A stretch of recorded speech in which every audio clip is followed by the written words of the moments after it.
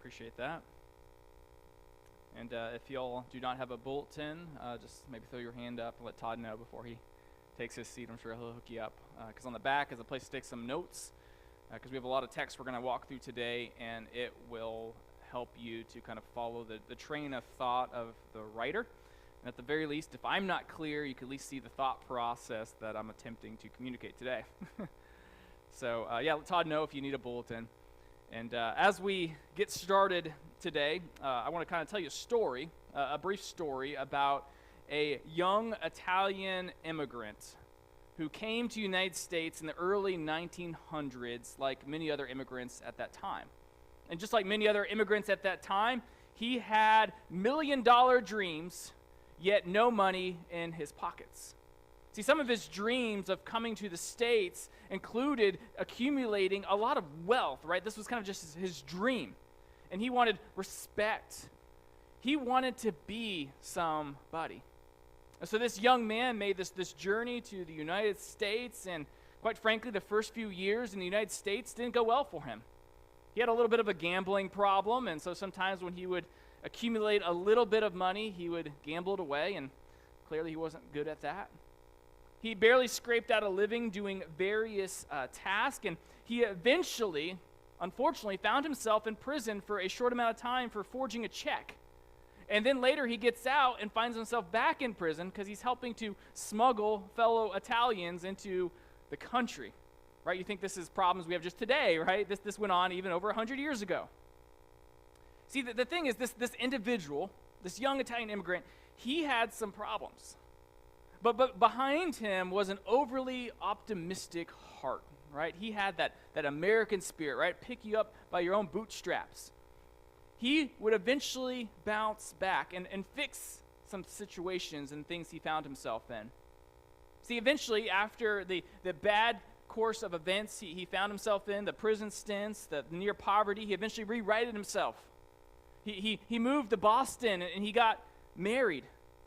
And while there, again, the overly optimistic guy he started several different financial endeavors. An import-export business, a magazine company, and even a fruit stand. But none of these things seem to stick. Maybe you guys know who I'm talking about. We'll get there in a little bit. But eventually he found something that worked well, at least it seemed to work well. Banking and investments. And so he had this idea where if he would take some people's money, he can promise them a high return and get that money back to them. And so he began to do this, take people's money with a promise of a high return. But this man, overly optimistic, quickly realized that even though his intentions were good, he thought he had a viable business model. He soon realized that his plan of giving these people the returns for their money that he promised was not feasible.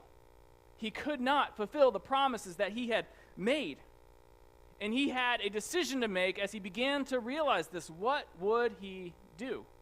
He literally has thousands of people giving him money with the promise that he is going to double or triple their money over a relatively short amount of time. Yet he is unable to fulfill these promises. He needed to stop right there. He needed to get help. This man had a problem, yet he was unwilling to admit it. He thought he could fix it. And the reality is, if he could not fix it, if he would fail at this endeavor, he was going to hurt not only himself and his wife, but many other people as well. You see, his story, and we'll kind of pick it back up a little later, his story and his unwillingness to get help and admit the problem he had would cause a painful ripple effect for thousands of people today. And his name is actually a name that you hear as well today. But we'll come back to him. I'll let you guys sit there and wonder who that is. But maybe you come in the doors today and you're married or in a serious dating or engagement relationship, and your relationship is in trouble. Right? The signs are on the wall that this is not going well, and your relationship needs help. Maybe there's a tension in your marriage today over something like money. Right? How you're spending it, where it's being spent. How you use your time, whether it be together or individually. Maybe you're arguing about sex, how often you have it. Parenting. What do you do with your kids? How you spend time on hobbies. Right, again, maybe you walk in today and there's a tension in your marriage. There is a problem that is beginning to brew. And just like this young immigrant man, he recognizes the problem. If he doesn't speak up and do something about it, it's going to create a bigger problem and a ripple effect on those later. And that same thing will happen in your marriage as well. You've seen marriages come apart at the seams. Right? Our unwillingness to admit our relational issues will cause painful ripple effects on those that we love. It'll impact our kids. It'll impact our community. It'll impact our parents and our in-laws, even our grandkids. Right? When you have a problem in your marriage, if you don't pause and address it, it will eventually cause some destruction. So, every relationship has issues, right? If you're married today, there are tension points in your marriage, some big, some major, and others smaller. But the reality is every single one of us, if you are married to someone, there are some places in your marriage where there are tension points. And if you're like me, I want to have a happy, healthy relationship, and I hope you do as well. And so as we look at our text today, kind of the underlying question we're asking is, what makes a happy, healthy relationship? Because we're in the book of Song of Solomon, where it talks a lot about relationships and love and how to facilitate healthier versions of these things, not only just for the sake of the relationship, but because we, as followers of Jesus, reflect him as well. So if you have your Bible, turn to Song of Solomon, and we'll be looking at chapter 1, verse 12, all the way to chapter 3, verse 5. Past few weeks, we've only been covering a couple verses at a time, but now we're going to begin to pick up our pace. I'll have all of the text up on the screen, but I encourage you, if you have your Bible, turn there, because you're probably looking at a different translation than I will have. And there's a lot of imagery, and there's a lot of thought processes that go behind different translations, and so maybe yours will bring out a nuance that I just don't have the time to cover today. So Song of Solomon, chapter 1, verse 12, all the way to the beginning part of chapter 3. As we step into week 4 of the series we started, I entitled Love Is. Right, we're walking through the book of the Song of Solomon, evaluating what it means to be in love, what it means to show love toward another individual. And as we mentioned, this series is targeted toward those who are married or in serious romantic relationships, whether you're engaged or have been dating for a long period of time. But the principles here overflow into every part of our life. So what does love look like in the context of our romantic relationships? Well, when you were a kid, what kind of things did you get excited about? Like, I know my kids are pretty excited about us taking off to see my family tomorrow. They're getting excited, packing bags, but maybe for you, it was family trips like that. Maybe it was Christmas, right? All of the fun things that go around it, not to mention the gifts themselves, your birthdays, maybe sporting events. Right? These things as a child brought you genuine joy. When you thought about them, you got excited. When you were there, right, you were just so encompassed by it. It brought you real joy. So I want to ask you a question. Does being with your spouse bring you joy? Do you look forward to the time that you get to spend with them? You don't have to answer that right now. But for real, reflect on that. When you think about spending time with them, grabbing lunch with them later, is that something you genuinely look forward to, or is there a sense of tension in your heart? Because it's a sign that maybe there's some work that needs to be done.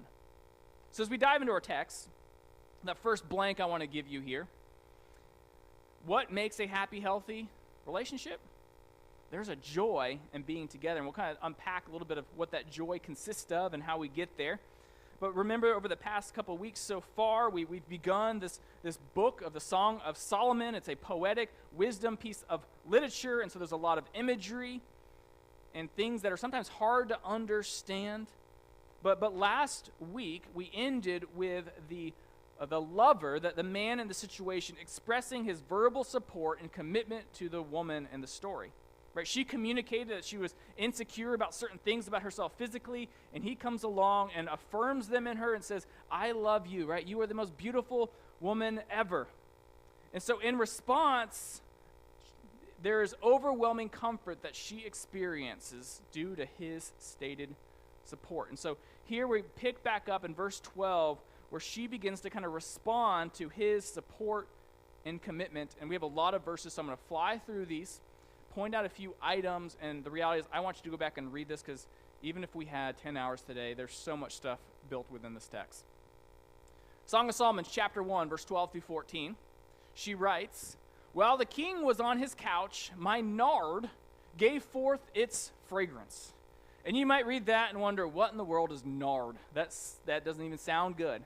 Maybe your translation says something different, but essentially what you have there is a costly perfume that during that day and age was used as a love potion of sorts, right? An aphrodisiac, right? You put it on and people would smell it, and the idea was they'd be drawn to you.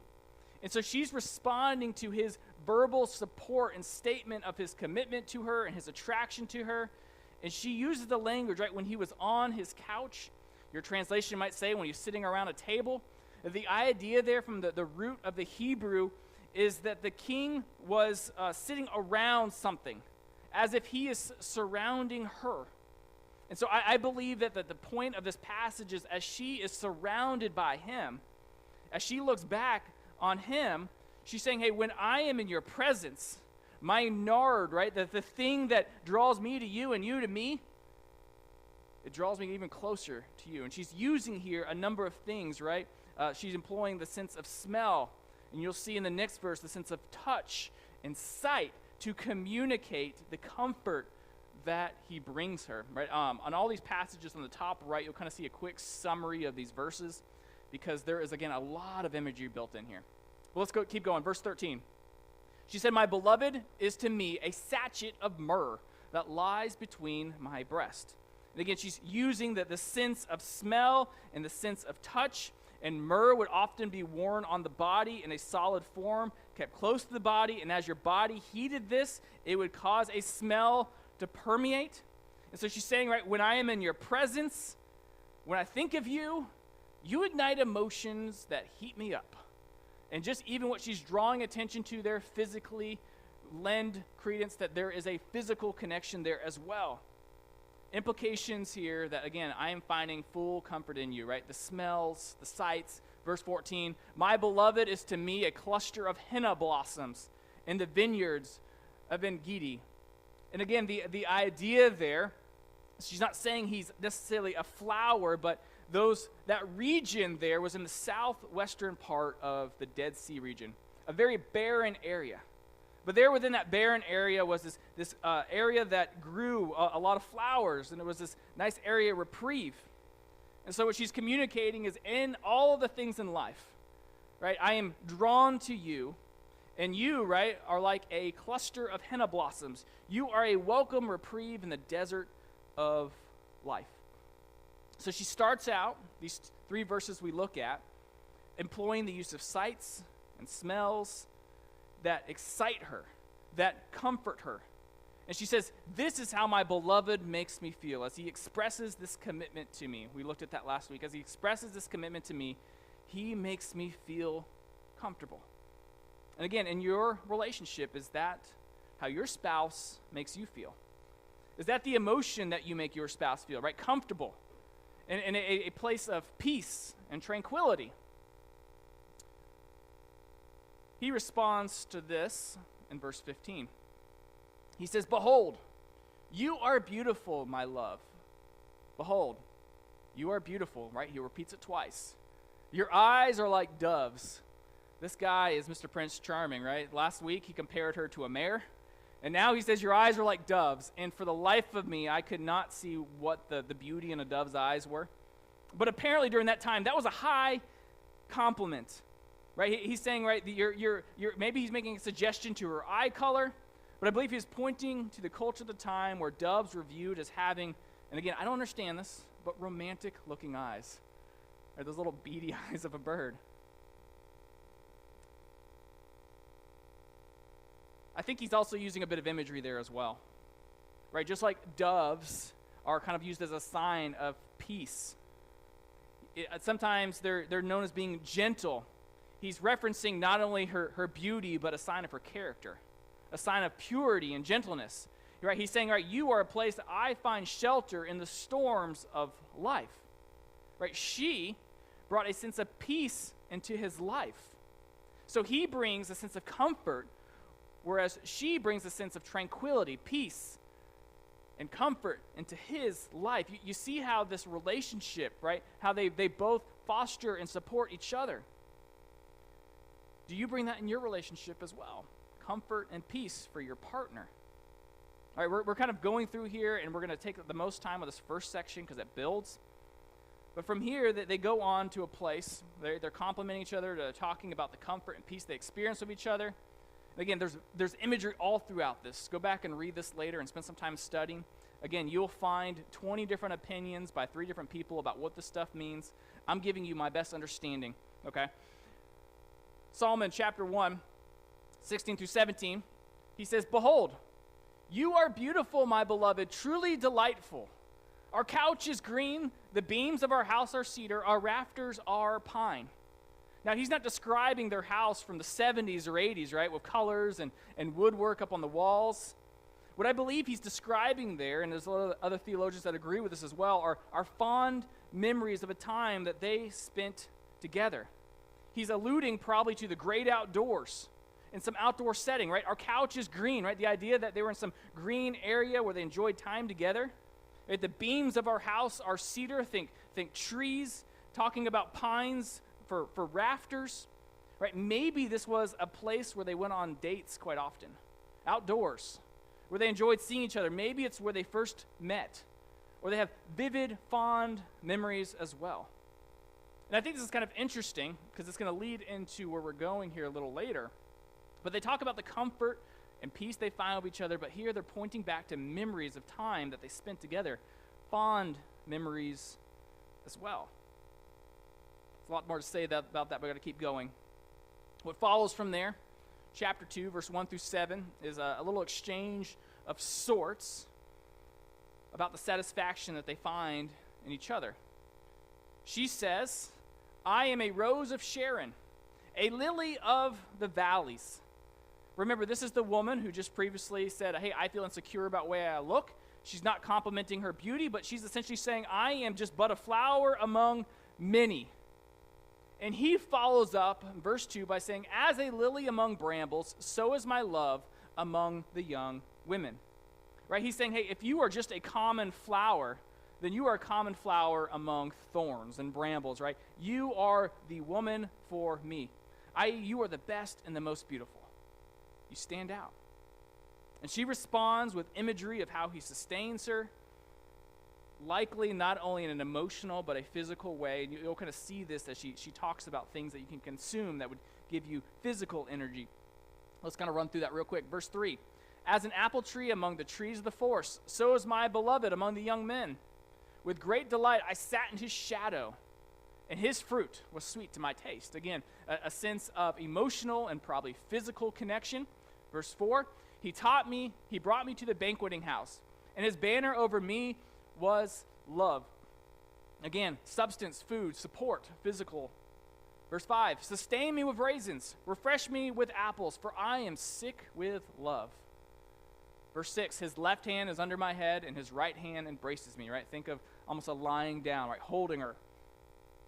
Verse 7, "I adjure you, O daughters of Jerusalem, by the gazelles or the does of the field, that you do not stir up or awaken love until it pleases." We looked at that verse the very first week that we got together, talking about how that verse indicates that love is a process. There are things that need to be taken care of if love is going to develop and to grow. And I believe from this point in our text to where we're going to end, you see some of the details about how you make that love grow. So keep your eye on verse 7 of chapter 2, because you're going to see that verse literally repeat itself in chapter 3 and verse 5. We're going to run through a few more real quick here. Now from here, they talked about those memories they have. They talked about how they support each other. Now they're going to talk about really just the excitement that they get around being with each other, right? These are like love notes exchanged between two young individuals infatuated with each other. Verse 8 of chapter 2, "The voice of my beloved, behold, he comes, leaping over the mountains, bounding over the hills." My beloved is like a gazelle or a young stag. Behold, here he stands behind our wall, gazing through the windows, looking through the lattice. My beloved speaks and says to me, Arise, my love, my beautiful one, and come away. For behold, the winter is past, the rain is over and gone. Let's keep going, 12 through 14. The flowers appear on the earth, the time of singing has come, and the voice of the turtle dove is heard in our land. The fig tree ripens its fruits, the vines are in blossom, they give forth their fragrance. Arise, my love, my beautiful one, and come away. O my dove, in the clefts of the rock, in the crannies of the cliff, let me see your face. Let me hear your voice, for your voice is sweet, and your face is lovely. And again, what we have there is a communication of the excitement that they have of being with each other, right? This love has now come into blossom, and this relationship is moving forward, and it's developing, and it's growing, and you see imagery there of that time coming, right? The imagery of a gazelle or a stag coming and picking her up, right? The fig tree ripens. The vines are in blossom. Again, go through and read this. There's so much imagery connected to this. I have no chance to really spend real time on it. But there's an excitement that they have about being with each other as their love develops and grows. And again, as you come in the doors today in your relationship, does this look like your relationship with your spouse?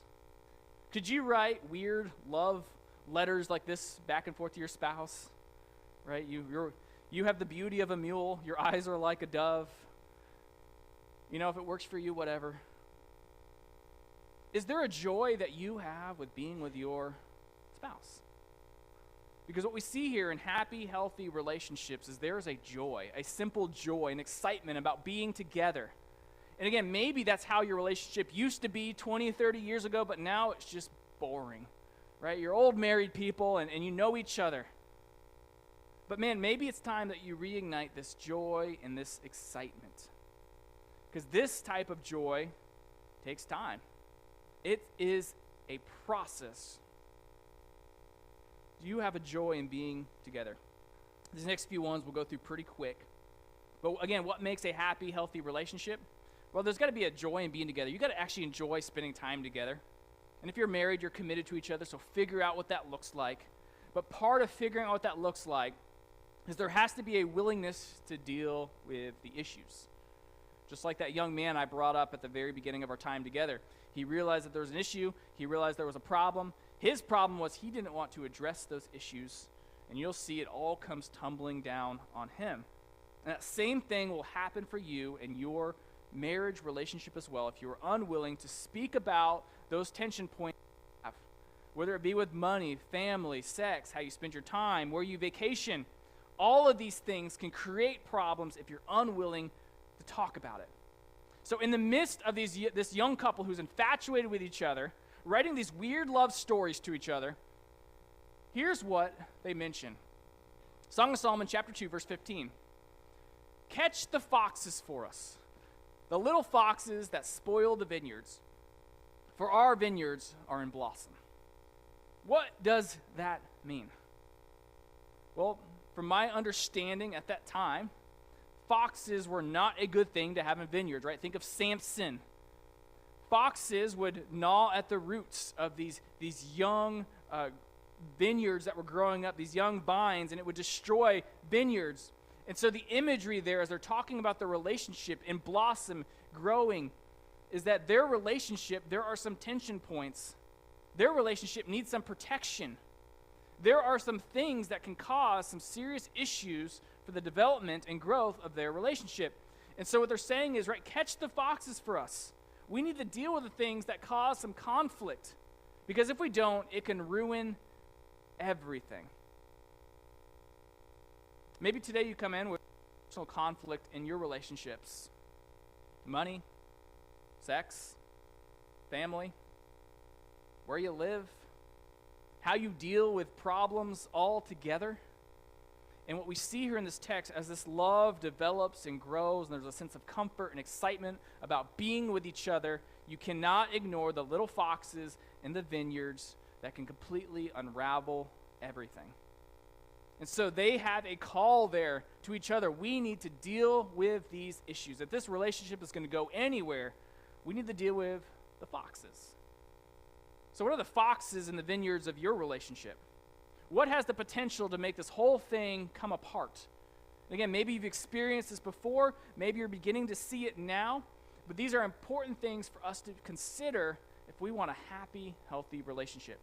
Right? Are you willing to deal with the issues? Let's keep going. Song of Solomon, chapter 2, verse 16 through 17. My beloved is mine, and I am his. He grazes among the lilies. Until the day breeze and the shadows flee, turn, my beloved. Be like a gazelle or a young stag on cleft mountains. And again, man, this thing is just full of imagery. But again, she's making a statement there of commitment, right? Like a young stag who is grounded. He's not going anywhere. This is where he lives, i.e., she's asking, are you as committed to me as I am committed to you? And this is important for us as we process these tension points in our relationship. Are you committed to dealing with those little foxes in the vineyard? Are you as committed to this as I am as well? Again, all important for a happy, healthy relationship. We'll finish up our time here in the next few verses of chapter 3. She shifts here, kind of asking this question of commitment to now beginning to talk about a dream that she had. Let's start in verse 1. On my bed by night, I sought him whom my soul loves, right? So this is a dream. This didn't actually happen, but it's kind of one of those dreams you wake up and it seems so vivid and you're fearful, and it's expressing, I think, a bit of tension that she experiences in her heart. She said, I sought him, but found him not. I will rise now and go about the city, in the streets and in the squares. I will seek him whom my soul loves. I sought him, but found him not. The watchmen found me as they went about in the city. Have you seen him who your soul loves? Scarcely had I passed them when I found him whom my soul loves. I held him and would not let him go until I had brought him into my mother's house and into the chamber of her who conceived me. And here you have, right, some concerns that she has about what marriage might look like, right? She wants to go back to what's familiar and known to her, right? There's the imagery. I want to bring you back to my mom's house, right? I don't know what it's going to look like for me living in a palace with a king. There's a fear of what this looks like. We're talking about commitment, and from there's a sense of fear. Verse 5. I adjure you, O daughters of Jerusalem, by the gazelles or does of the field, that you do not stir up or awaken love until it pleases. So behind the willingness to deal with the issues, the one way that you can have these hard conversations is that you know that there's a level of commitment there in that relationship. How do you have happy, healthy relationships? Well, you have to have commitment for life. Does your partner know how committed you are? If you know your partner's committed to you and they're not going anywhere till death do you part and you're not going anywhere, it sure makes some of those hard conversations a little easier to have, don't they? You're no longer fearful of them leaving. And it makes it easier for you to be more transparent. They're not going anywhere. You're not going anywhere. Therefore, we're stuck with each other. We're going to work this out. We're going to deal with those foxes in the vineyard. You build trust between each other. Allows you to draw closer in your relationship. And so if you want to have a happy, healthy marriage, right, there's a sense of joy and excitement, but it's built upon the willingness to deal with issues and commitment to each other. So as we wrap up our time here, here's what I encourage you to do in your relationship today, right? If you are married, if you're in a serious engagement process or even dating for a while, these are all good habits to develop. Deal with the issues, those tension points, right? What are the things that you are afraid to bring up to your spouse because they always give you the cold shoulder? What are the things that you don't want to talk about? Are you willing to deal with the issues because your relationship might be struggling today because you don't want to talk about some of those hard things? But when you fail to talk about those hard things, you also fail to find that sense of joy and excitement.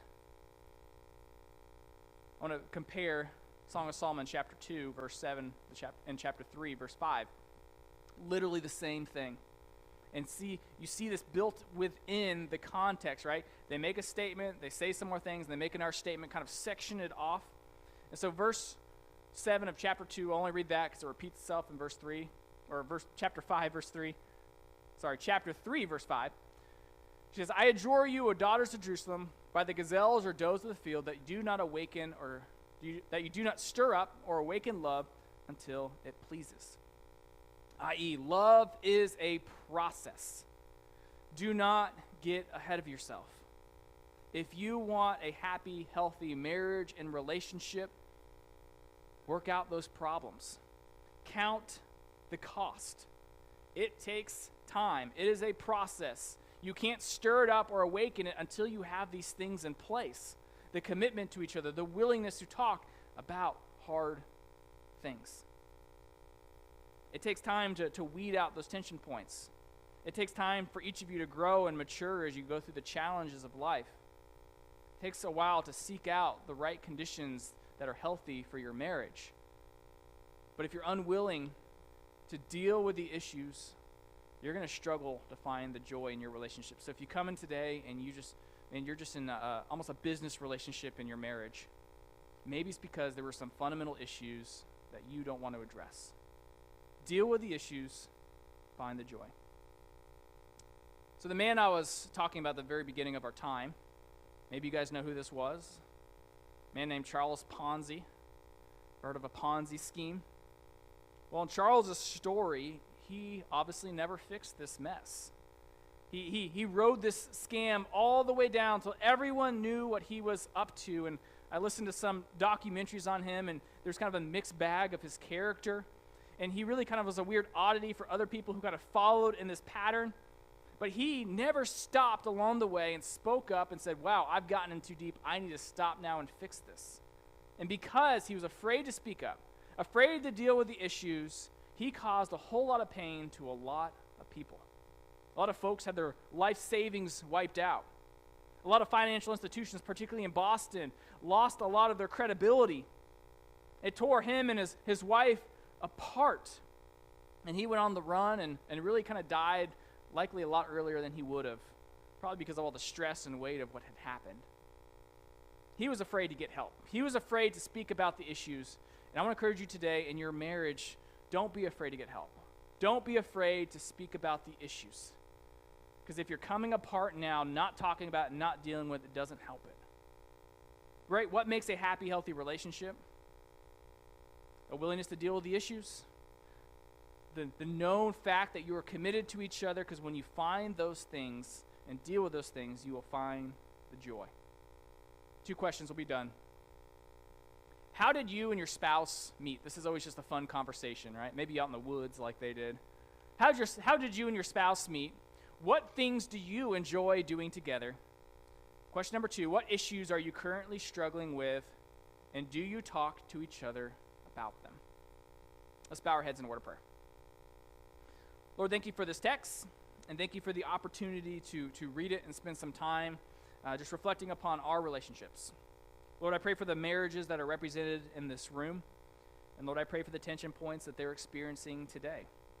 God, I pray that there is a willingness to talk about things, that there is a willingness to confront them, and that there is also a known commitment that they have to each other.